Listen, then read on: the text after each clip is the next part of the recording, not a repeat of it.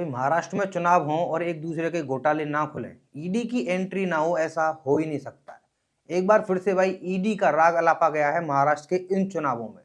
देखिए, इस पूरे चुनाव में महाराष्ट्र के चुनाव दिलचस्प नजर आ रहे हैं, क्योंकि महाराष्ट्र में जो पिछले कुछ साल में अफरा तफरी हुई है राजनीति में, उसके हिसाब से ऐसा लग रहा है कि ये चुनाव मानो अब ईगो का चुनाव हो चुका है। नेता अपनी ईगो पर ले गए हैं कि भाई ये चुनाव जीतना ही जीतना है। एक तरफ शिवसेना यूबीटी यानी कि उद्धव ठाकरे के नेतृत्व वाली शिवसेना, एक तरफ एकनाथ शिंदे की शिवसेना, भाई दोनों ही जो कि बीजेपी के साथ अलायंस है उसका, अब दोनों ने अपने दमदार नेता मैदान में उतारे हैं। ऐसे में क्या है कि अब एक बार ईडी की फिर से जिक्र हुई है इस पूरे चुनाव में, और हमेशा की तरह ये जिक्र की है एक बार फिर से नारायण राणे ने। नारायण राणे बीजेपी के उम्मीदवार हैं और नारायण राणे का सीधा मुकाबला है इस बार शिवसेना यूबीटी से 2 बार सांसद रहे विनायक राउत से। तो भाई ऐसे में हुआ क्या है कि नारायण राणे ने एक ऐसा राग छेड़ा है जिसके बाद में संजय राउत और उद्धव ठाकरे दोनों तिलमिला उठे हैं। दरअसल बात है 2022 की। नारायण राणे ने पोल खोलते हुए कहा कि 2022 में जब इनके यानी कि उद्धव ठाकरे के बहनोई के यहाँ पर ईडी ने रेड मारी थी, कुर्की की थी, उसके बाद में उद्धव ठाकरे सीधे दिल्ली पहुंचे थे पीएम नरेंद्र मोदी के पास में, और उन्होंने ये शब्द यूज किया कि पीछे के दरवाजे से मुलाकात की थी, यानी कि गुपचुप तरीके से पीएम नरेंद्र मोदी से मुलाकात की थी इस मामले को लेकर। और ये दावा नारायण राणे ने किया है। उन्होंने कहा कि मनी लॉन्ड्रिंग मामले में उनके बहनोई पर कार्रवाई हो रही थी, तो ऐसे में उद्धव ठाकरे इसमें खुद फंसने वाले थे, क्योंकि नारायण राणे का कहना यह है कि सब एक ही माया है, और ऐसे में उद्धव ठाकरे की मुसीबत आने वाली थी तो सीधा नरेंद्र मोदी के पास पहुंच गए।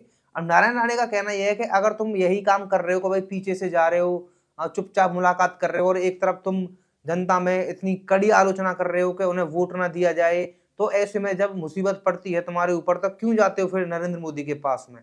खैर, ये तो रही बात नारायण राणे और उद्धव ठाकरे की। इसी के साथ साथ संजय राउत कहां पीछे हटने वाले थे।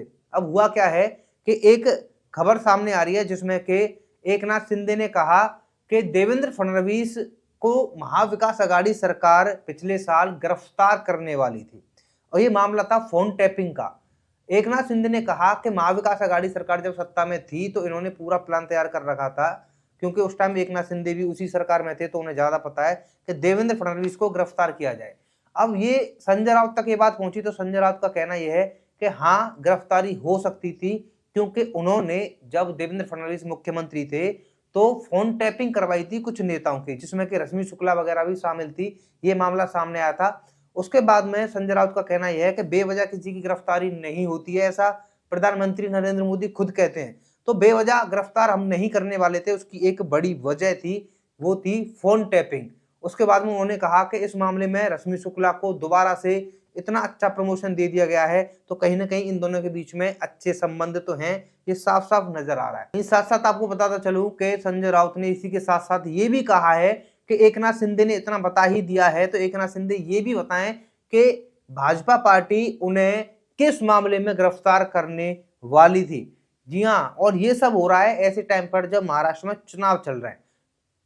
संजय राउत ने कहा कि देवेंद्र फडणवीस की सरकार भी एकनाथ शिंदे को गिरफ्तार करने जा रही थी, इसी वजह से वो सरकार छोड़कर भागे हैं। खैर, ये तो कई बार बोल चुके हैं, लेकिन कुल मिलाकर ओवरऑल देखा जाए तो अब एक बार फिर से महाराष्ट्र के अंदर ईडी, मनी लॉन्ड्रिंग और जितने भी ये है कि केस वगैरह, ये सब बंद हो गया था। एक बार फिर से चुनाव के दौरान हमें ये अभी कल से ही चालू होता हुआ दिख रहा है। एक दूसरे के ऊपर आरोप प्रत्यारोप, घोटाले खोलने का दौर फिर से शुरू हो चुका है। आप लोगों का क्या कहना है इस बारे में, आप हमें कमेंट करके जरूर बता सकते हैं। हमारे चैनल द लोकमंच को सब्सक्राइब कर लेना। धन्यवाद।